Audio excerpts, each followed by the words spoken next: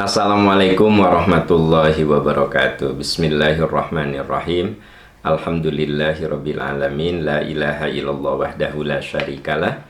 Lahul mulku wa lahul hamdu wa huwa ala kulli syai'in qadir. Asyhadu an la ilaha illallah wa asyhadu anna Muhammadan abduhu wa rasuluh.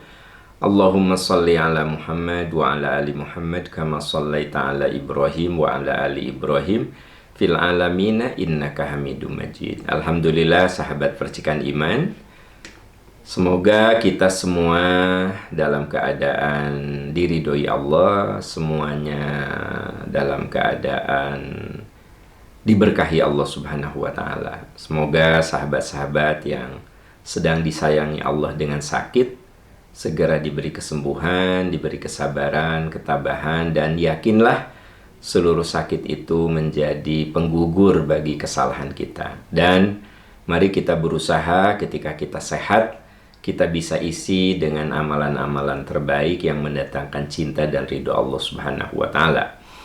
Pagi ini, sahabat percikan iman, kita akan isi dengan membahas sejumlah masalah yang saya terima dan kita akan bahas dari perspektif ajaran Islam.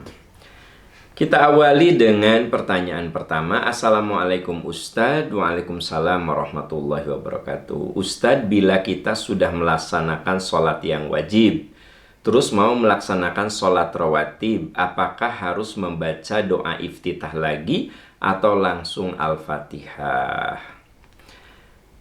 Ya, memang dalam sholat wajib, dalam sholat sunnah, Fatihah itu wajib dibaca. Bahkan kalau Fatihahnya tidak kita baca atau kita tidak dengar dari bacaan imam, maka la sholata illa bi Fatihatil kitab. Tidak sah sholat, tidak dihitung satu rakaat kalau tidak ada Fatihah. Nah, Fatihah ini ya disertai dengan yang sunnah, yaitu bacaan Quran yang kita hafal. Faqra' ma tayassara minal Qur'an. Baca yang kamu hafal dari ayat-ayat Quran. Makanya kita dalam sholat wajib, sholat sunnah ada bacaan surat yang kita hafal. Nah, kemudian ada juga doa iftitah. Status doa iftitah itu sama dengan status baca surat di luar Fatihah. Artinya dua-duanya sunnah. Kalau Anda selesai sholat wajib, kemudian melaksanakan sholat sunnah, afdol kalau yang sunnah-sunnahnya Anda baca. Allahu Akbar, Anda baca doa iftitah. Terserah, mau Allahumma ba'id baini, mau wajahtu, mau subhanaka. Toh tiga-tiganya itu dicontohkan oleh Nabi, ada dalilnya. Jadi begitu Allahu Akbar, Anda baca doa iftitah. Setelah itu Anda baca Fatihah. Setelah Fatihah, kalau afdol lagi Anda baca surat yang Anda hafal, surat apapun, ruku, sujud, dan seterusnya. Ini berlaku baik dalam sholat wajib ataupun dalam sholat sunnah, gitu ya. Nah, andai di sholat wajib itu Anda tidak baca surat, Anda tidak baca iftitah, pokoknya Allahu Akbar langsung, a'udzubillah, bismillah, alhamdulillah, waladhdallin, amin, langsung ruku, langsung sujud, berdiri lagi, Fatihah, ruku, sujud, ya. Tahiyat, salam, misalnya Anda sholat subuh seperti itu, nggak baca surat, nggak baca doa iftitah, sholatnya sah tidak? Sah. Sah. Sekalipun itu sholat wajib. Nah, apalagi sholat sunnah. Jadi kembali kepada keleluasaan. Ya kalau kita leluasa, bacalah lengkap. Doa iftitah kita baca, surat pun kita baca. Kalau waktunya leluasa. Tapi kalau waktunya tidak leluasa, ya Anda boleh saja dalam rakaat pertama itu, kedua dan sampai akhir, cuma Fatihah saja setiap rakaat. Tidak ada masalah. Sah sholatnya. Kalau sedang kondisi darurat, kondisi terburu-buru, ya kalau lagi santai, leluasa, ya afdol Anda lengkap semuanya, baca doa iftitah, Fatihah, dan surat, baik sholat wajib ataupun sholat sunnah, ya. Wallahu a'lam bishawab. Ya, kita beralih ke pertanyaan berikut. Assalamualaikum Ustadz. Waalaikumsalam. Semoga Ustadz dan keluarga percikan iman selalu sehat dan husnul khotimah. Amin, amin ya rabbal alamin. Izin bertanya Ustadz, cara agar hidup dan hati saya tenang karena pernah berhutang mengambil hak orang lain, berkorupsi, mengambil harta warisan yang belum dibagikan. Pokoknya saya banyak zolim. Apa benar cukup memohon ampun kepada Allah semuanya sudah selesai? Atau harus bagaimana Ustadz supaya saya tenang? Ya, kalau Anda mengambil hak Allah, ya Anda cukup bertobat kepada Allah. Hak Allah tuh misalnya Anda tidak pernah sholat, Anda tidak pernah puasa, ya itu namanya hak Allah. Ya Anda tinggal bertobat. Ya Allah, ampuni kesalahan hamba, bimbing hamba untuk tidak mengulangi lagi.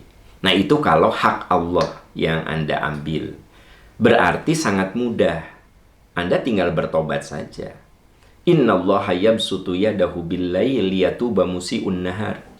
Kalau kita berbuat dosa di siang hari berkaitan dengan kedurhakaan kita kepada Allah atau hak Allah itu kita ambil, maka Allah buka pintu ampunannya. Malam hari kita bisa bertobat. Wa yabsutu yadahu bil-lail wa yabsutu yadahu bin-nahar liyatuba musii'ul lail.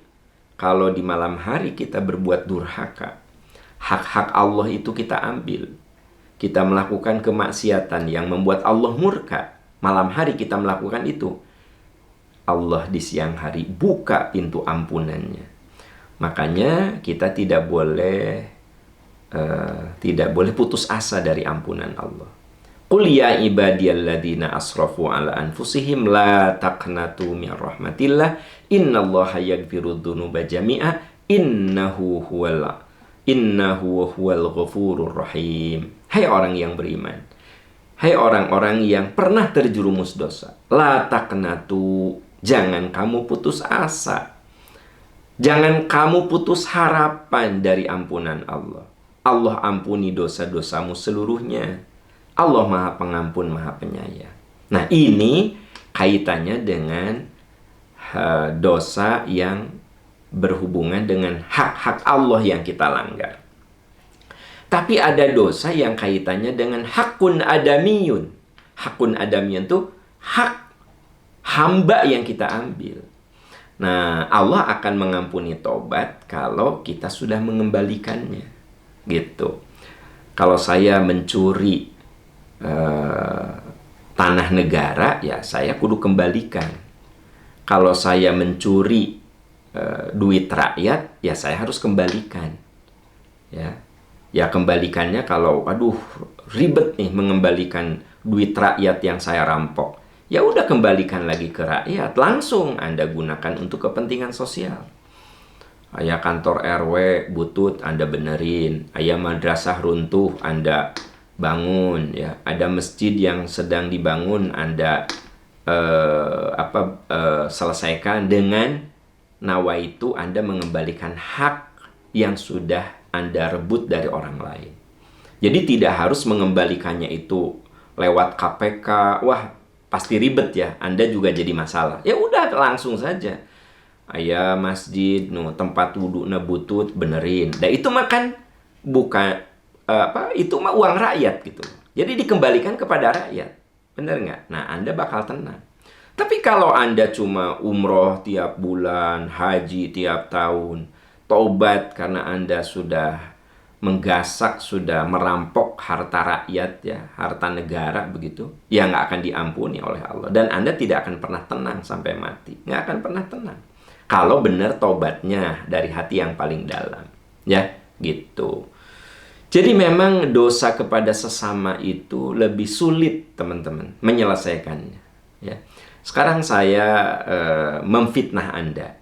Ya saya nggak bisa gitu cuma, ya Allah ampuni saya sudah memfitnah teman saya, ya Allah ampuni saya. Ya nggak bisa, saya kudu datang teman saya. Ya, saya bilang, Fulan, saya minta maaf, saya pernah memfitnah Anda. Ternyata teman saya marah, dia tidak memaafkan. Nggak masalah, Yang penting kewajiban saya sudah saya laksanakan, yaitu saya sudah minta maaf. Gitu. Karenanya banyak orang yang di akhirat itu amalnya habis kan kaitannya dosa dengan orang, bukan kaitannya dosa dengan Allah. Anda pasti pernah mendengar itu penceramah mengulang-ulang. Atadruna mal muflis? Tahukah kamu orang yang bangkrut? Siapa ya Rasulullah yang bangkrut? Orang yang yaqumu bin nahar, yaqumu bil lail wa yasumu bin nahar. Yaitu orang yang tekun ibadahnya di malam hari, tekun ibadahnya di siang hari. Tapi syatama hadza, dzalama hadza. Dia banyak zolim kepada orang. Menggosipkan si fulan, memfitnah si fulan, mengambil harta si fulan. Maka di akhirat orang-orang yang dizolimi oleh dia itu akan datang dan meminta haknya. Dan akhirnya dia membayar dengan amalan-amalan solehnya. Sampai dia kehabisan, bangkrut amalnya. Nah, saudara-saudaraku tercinta, orang yang bangkrut amal itu yaitu orang yang berkaitan banyak dosa dengan sesama. Ya, dengan sesama. Karena itu Anda lihat di surat Al-Hujurat ada ayat yang benar-benar harus kita perhatikan, bahwa kita harus menjaga martabat dan hak orang lain. Martabat dan hak orang lain, ya. Nah, hati-hati kalau misalnya saya punya asisten rumah tangga, ya. Gajiannya tiap tanggal 1 misalnya, ya. Nah, begitu tanggal 1 bayar. Jangan ada si bibi aya di imah ieu, aya di rumah ya. Nggak boleh. Bayarlah sesuai yang kita janjikan. Pokoknya bibi engke dibayar tiap tanggal hiji. Ya, tiap tanggal 1. Ya tanggal 1 Anda bayar. Ya. Jangan gini, bibi mah nggak dipakai ini ya uangnya ya, nanti aja. Bayar kalau memang haknya itu tanggal 1.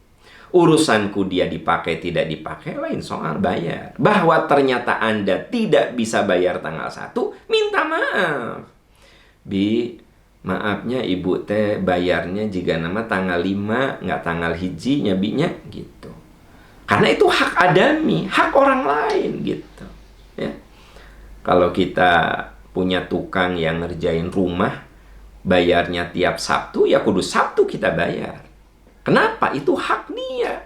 Dia sudah mengeluarkan tenaga, dia sudah memeras keringat. Nah, bayarnya Sabtunya kita kudu bayar Sabtu.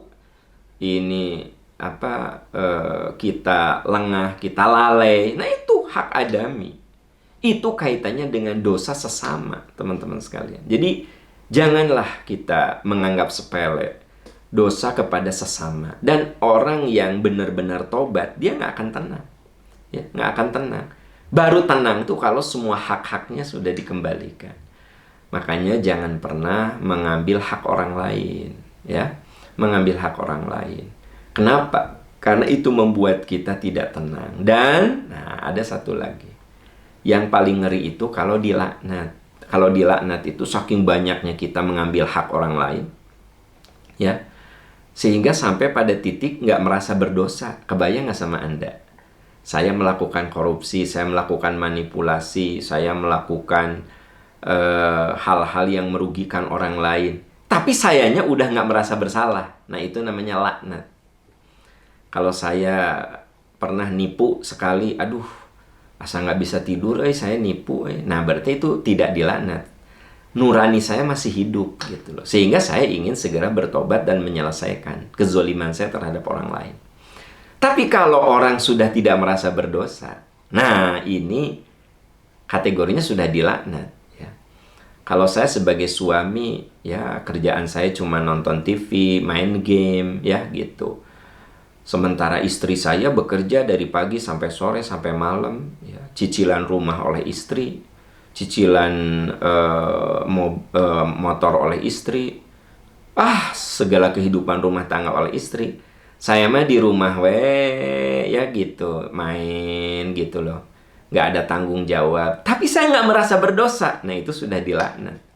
Tapi kalau ada jeritan pada hati saya, aduh, saya ini kasihan nih istri saya ya, gimana nih? Pokoknya mah saya bekerja keras untuk menyelesaikan kehidupan rumah tangga. Biarin istri saya ridho, dia cari nafkah. Tapi Minimal dia pulang ke rumah, segala urusan rumah tangga saya yang selesaikan. Nah, berarti kan saya masih ada nurani untuk berbagi tugas kalau begitu. Saya bahkan bikin sarapan, saya ngepel, segalalah urusan rumah tangga dipegang oleh saya gitu. Nah, berarti saya gugur dari kewajiban karena sudah mengambil peran yang harusnya dilakukan oleh istri, dan istri saya mengambil peran saya. Lalu istri saya juga ridho, nggak masalah. Tapi kan banyak suami yang dia itu nyantai di rumah, ya, main game gitu, nonton drama Korea, ya, tiduran di sofa, makan disiapin, segala disiapin. Ya dia mah nggak ada gawe, gitu aja. Nah, dia tidak pernah merasa berdosa, dilaknat itu. Jadi orang kalau melakukan dosa tapi tidak merasa berdosa, itu sudah sampai pada laknat, ya. Dan Anda tahu kan, makhluk yang dilaknat itu setan. Makanya kita berlindung, a'udzubillahi minasyaitonirrajim. Ya Allah, aku berlindung, ya, dari setan yang terkutuk. Na'udzubillah. Kebayang nggak kalau malah kita yang dikutuk? Jadi perbuatan maksiat yang diulang-ulang sampai pada titik kita ini tidak merasa berdosa, nah itu sudah sampai laknat namanya. Nah, apalagi kaitan dosa dengan hak orang lain. Karena ada juga orang yang mengambil harta orang, ya gitu, harta rakyat gitu, menggunakan wewenang semau-maunya gitu, ya. Nah, tapi dia nggak merasa bersalah gitu, ya. Nah, itu sudah sampai pada laknat. Ya, kita balik ke pertanyaan Anda bahwa ya tidak cukup dengan tobat, tapi harus mengembalikan hak yang Anda ambil kalau memang ingin tenang dalam hidup, ya. Semoga kita semua, anak cucu kita, dilindungi oleh Allah dari kezoliman. Jangan sampai kita, anak cucu kita, menjadi orang yang zolim. Na'udzubillah, tsumma na'udzubillah. Kita berlindung, dan berlindung. Ya, Bapak Ibu sahabat-sahabat tercinta, kita beralih ke pertanyaan berikutnya. Assalamualaikum Ustadz. Waalaikumsalam. Semoga Ustadz dan jamaah percikan iman selalu solid dan kokoh dalam jalan dakwah yang terjal dan berliku. Amin, amin ya rabbal alamin. Ustadz, bagaimana cara terbaik melapangkan hati dan mendoakan yang terbaik kepada orang yang hina dan nyinyir pada dakwah Islam? Karena saya selalu sakit hati dan marah duluan atau sedih duluan sebelum memaafkan atau mendoakan. Apalagi kalau yang nyinyir itu keluarga sendiri. Sangat terluka hati saya. Mohon pencerahannya. Mohon jawabannya. Ya. Teteh apa akang? Teteh ya. Begini. Bahwa Nabi Shallallahu Alaihi Wasallam, Kangjeng Nabi, baginda Rasulullah Shallallahu Alaihi Wasallam, ya, pernah disebut orang gila tuh. Kebayang nggak sama Anda? Dilempari tinja. Kebayang nggak? Dilempari kotoran manusia. Terus diludahi di depan orang banyak sama bibinya, ya. Sama istrinya Abu Lahab. Nabi pernah sujud, sholat, lalu punggung Nabi disimpan di punggung Nabi itu kotoran unta. Bukan satu, dua. Usus unta itu disimpan di punggung Rasul. Nah, jadi memang yang namanya dakwah itu jangan berharap semua orang tuh suka. Selalu ada aja yang nyinyir, itu ada selalu. Ya. Mungkin Anda sekarang mendengarkan percikan iman. Itu ada juga di antara saudara Anda yang nyinyir. Naon percikan iman gitu. Bisa saja ada gitu, teman-teman. Ya. Sahat ceramahnya Aam Uyuhan mau dengerin si Aam. Nah, bisa saja gitu loh. Ya nggak sih? Jadi yang namanya orang nyinyir sama kita tuh pasti ada. Jadi gimana tuh? Ya udah, itu mah bagian dari jalan dakwah. Ya. Kita bayangkan, jangankan kita mah tuh nggak ada apa-apanya, teman-teman sekalian. Ya, nggak ada apa-apanya. Baginda Rasulullah mah dihinakan, dinistakan, dianggap orang gila. Bahkan sempat direncanakan mau dibunuh. Badannya itu mau dipotong-potong oleh beberapa kabilah sebelum Nabi hijrah itu kan. Mereka itu di hari hijrahnya Rasul, di malam hijrah Rasul, sudah mengutus kabilah-kabilah. Mau memotong-motong badan Nabi supaya tidak ada kabilah Quraisy yang menuntut kan gitu. Sok cenah. Berbagai kabilah datang. Algojo hadirkan. Kepung tuh rumah Muhammad. Nah gitu. Segitunya. Ya kalau ibu cuma dinyinyir oleh saudara, ya kan gitu. Dihinakan, dinistakan. Belum ada apa-apanya gitu. Kalau saya dihinakan karena rutin tiap pagi ngisi acara, ya Anda yang senang itu karena Anda yang simpati kan gitu. Wah, Anda antusias gitu. Wah, percikan iman gitu. Ya tapi kan ada teman Anda, saudara Anda yang nyinyir, bener nggak sih? Ada yang nyinyir itu. Jadi gimana? Ya udah, nggak usah. Wala yakhafuna laumata laim. Kamu nggak usah takut dengan makian orang. Yang penting kamu berbuat apa gitu kan? Nah, jadi kita ini jangan sampai menjadi orang yang terlalu dengar komen orang lain. Sekarang selama yang Anda lakukan benar, jalan saja. Jalan saja.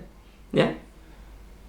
Saya tiap pagi ngajak teman-teman bergabung untuk amanah wakaf, untuk wakaf ambulan, untuk beasiswa. Mungkin ada orang yang nyinyir. Ya tiap pagi. Ya terserah. Yang jelas kan ada banyak orang yang mendapatkan kemanfaatan itu.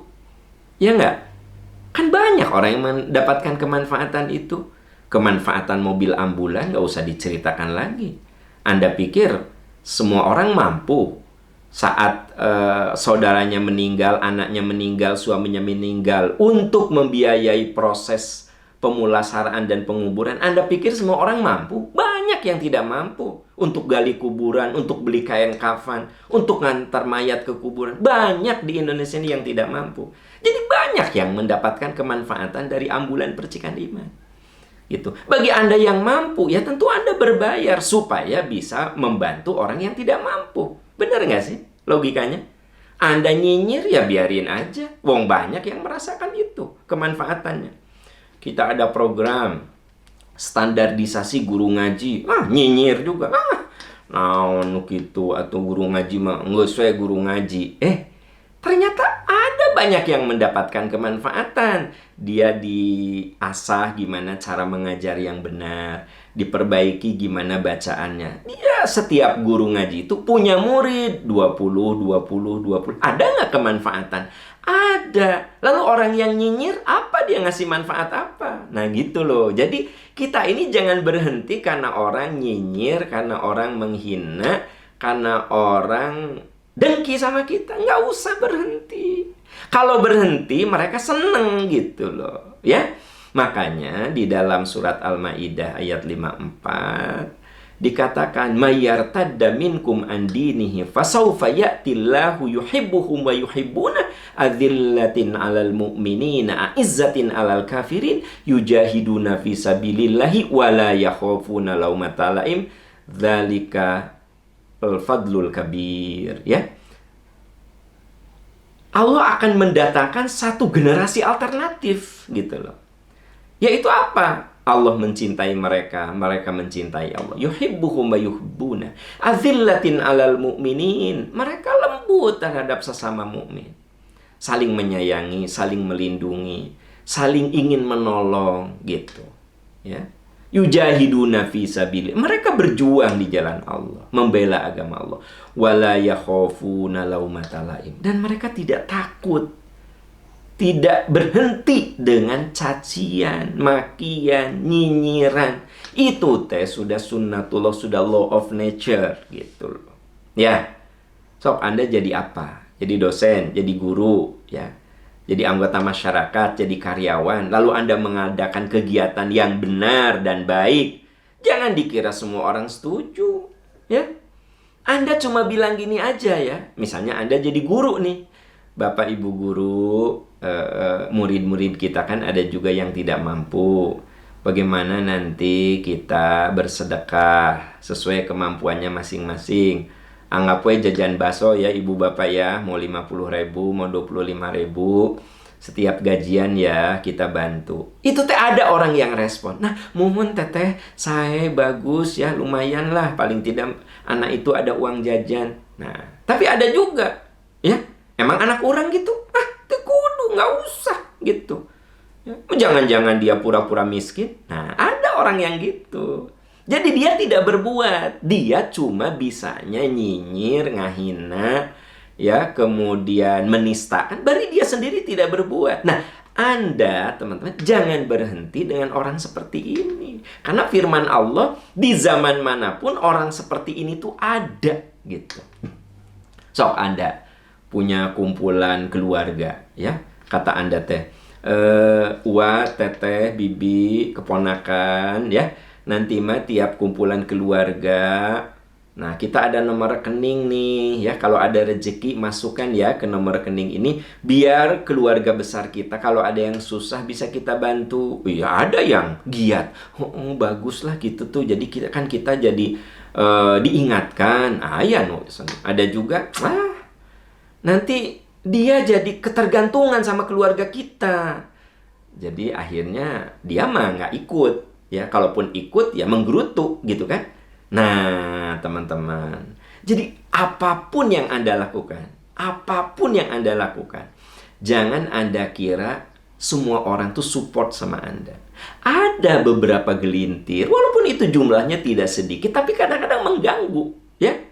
Nah, kadang menggembosi semangat orang lain gitu kan. Menggembosi gitu loh. Nah, Anda jangan takut, Anda jangan mundur, ya. Wala yakhafuna laumatan laim.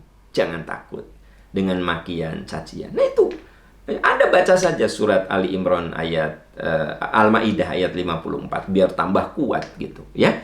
Tambah kuat bahwa memang dalam hidup ini kita akan ada yang memaki, ada yang tidak setuju, ada yang nyinyir, ya, ada yang apa sih? Nah gitu, ya. Oke, itulah kehidupan, itulah boro-boro dakwah. Anda pakai baju apa coba? Ada yang muji, ada yang menghina, ya. Amit-amit eta baju mending nggak nyararambung begitu. Nah, tapi ada juga, ya Allah lucu banget ya, gitu. Ya nggak sih?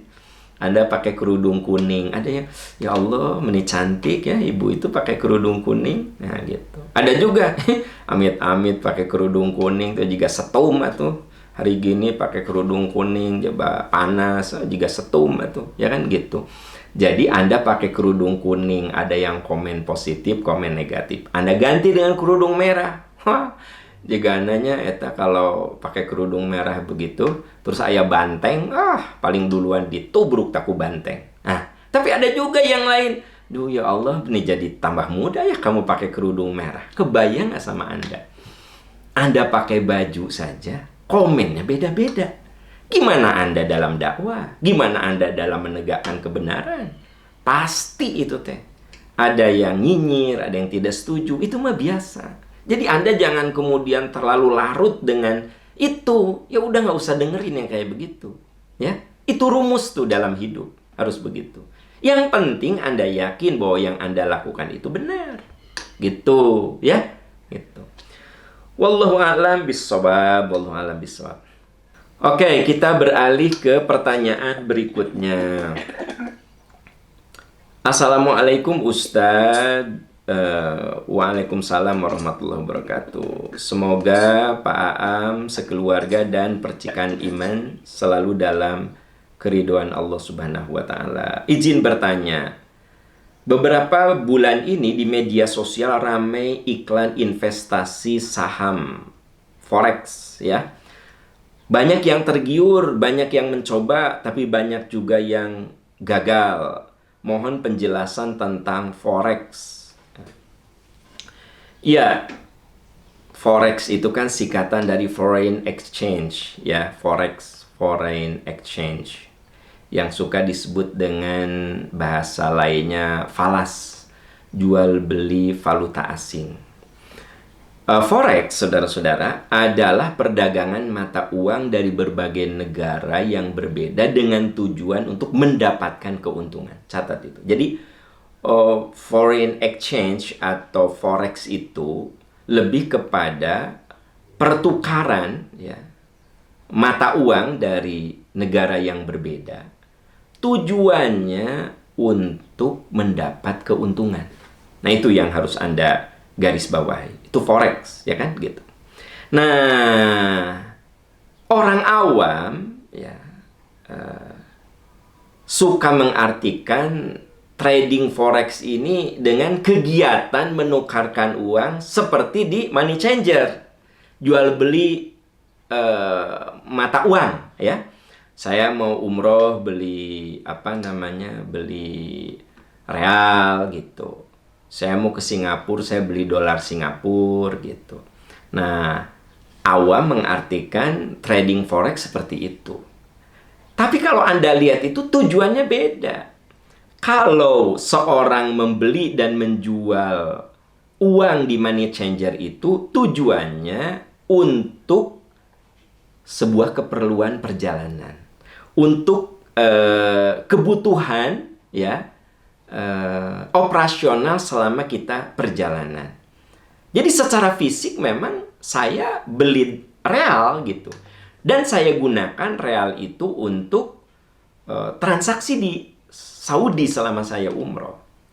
Nah, tentu saja kalau yang dimaksud dengan jual beli valuta asing atau forex seperti ini ya, tentu tidak ada masalah.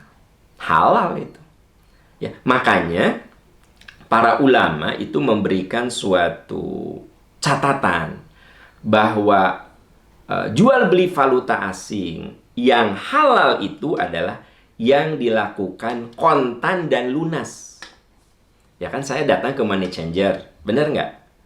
Ya, saya beli gitu, beli dolar karena saya mau ke negara yang menggunakan uang dolar di sana gitu. Atau ya teman-teman yang bergerak di bisnis travel, ya Anda harus bayar pesawat itu dengan dolar. Ya Anda beli dolar gitu ya. Nah, beli dolar. Jadi itu nggak masalah kalau yang Anda maksud dengan forex itu lebih karena tujuan keperluan yang memang nyata ya. Makanya ada yang disebut dengan penukaran secara kontan ya. Kemudian nominal tersebut sama dengan nominal dari uang yang kita beli. Jadi kalau misalnya dolar itu 14.000 ya, nilainya ya saya beli dengan 14.000 gitu. Ternyata setelah saya menggunakan dolar itu, saya ada sisa. Ada sisa nih, 1.000 dolar. Waktu saya beli 1.000 dolar itu sekitar 14 juta. Nah, begitu saya jual 15 juta. Ya, tidak ada masalah. Karena kontan, ya gitu. Dan itu uang saya, nyata gitu. Saya punya 100 dolar, saya beli 1.000 dolar itu 14 juta. Sekarang 15 juta. Tapi kan kontan, nyata begitu. Ya, boleh tidak? Tidak apa-apa. Kalau yang Anda maksud forex itu seperti yang barusan. Nah, masalahnya, ya teman-teman sekalian, forex yang terjadi saat ini ya itu lebih banyak mengandung unsur gambling, unsur goror ya. Karena apa? Membeli ya beberapa persen dari total falas, membeli beberapa. Kemudian pada penutupan akhir tempo itu baru disepakati sehingga nanti bisa mengambil marginnya. Jadi ini ada unsur judinya, ada unsur gorornya. Karena itu ya ada hadis yang mengatakan az-zahabu biz-zahabi wal fiddatu bil fiddati wal burru bil burri wasyairu bisyairi wat tamru bit tamri wal milhu bil milh masalan bi masalin sawaan bisawain yadan biyadin faman zada awistazada faqad arba. Jadi kalau forex itu kategori faman zada awistazada faqad arba. Maka itu hukumnya haram. Jadi teman-teman hati-hati, forex yang Anda lakukan ya jual beli valuta asing dengan media online dan tujuan Anda itu memang mencari keuntungan. Orang itu kalau udah trading forex itu udah nawaitunya cari keuntungan. Ya nggak? Nah, itu sudah masuk kategori money game. Nah, karena ada sesuatu yang sifatnya gambling di situ. Ya gimana lah, ada unsur judinya. Oh, Pak Aam, ini kan kaitannya dengan analisa naik turun perekonomian. Iya, tapi masalahnya Anda itu bermain di uang itu yang tidak Anda pegang itu, ya. Nah, jadi dengan demikian hati-hati sahabat-sahabat tercinta. Kalau harta kita ingin berkah, ya, bisnis forex online yang jelas-jelas di situ Anda bermain mencari keuntungan. Faman zada awistazada faqad arba. Maka siapa yang menambah, ya,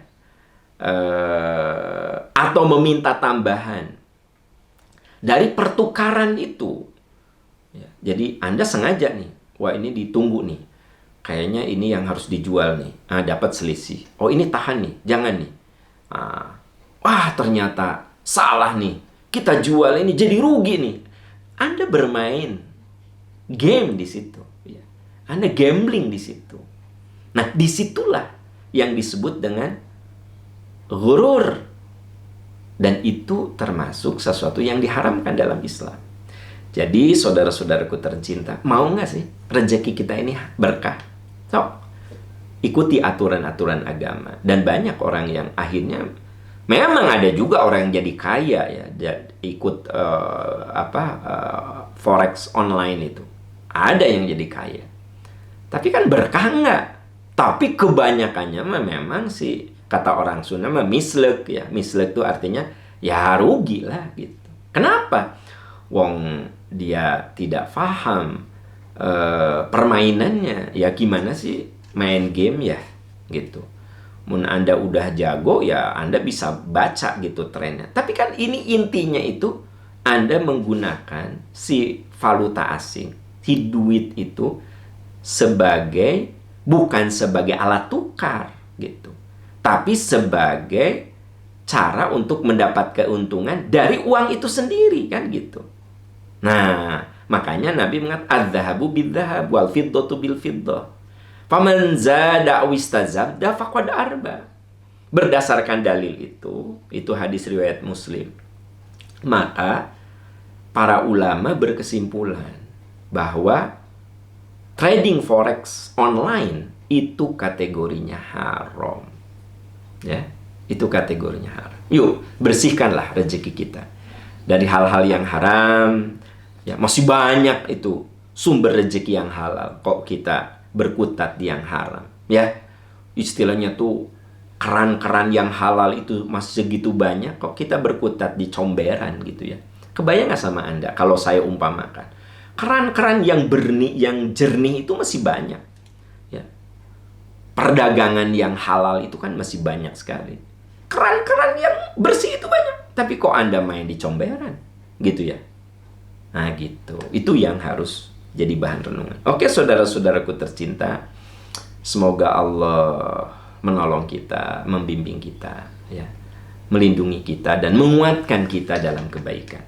Semoga anak cucu kita menjadi anak cucu yang soleh, yang sehat, yang cerdas, yang menjadi ahli surga untuk bertemu di sana. Dan kita bukan hanya bersahabat di dunia, semoga kita bertetangga di surga Allah nanti. Amin ya rabbal alamin. Sahabat tercinta, demikian. Semoga Allah subhanahu wa ta'ala menolong kita. Subhanaka Allahumma wa bihamdika asyhadu an la ilaha illa anta astaghfiruka wa atubu ilaik. Walhamdulillahi rabbil alamin. Wassalamualaikum warahmatullahi wabarakatuh.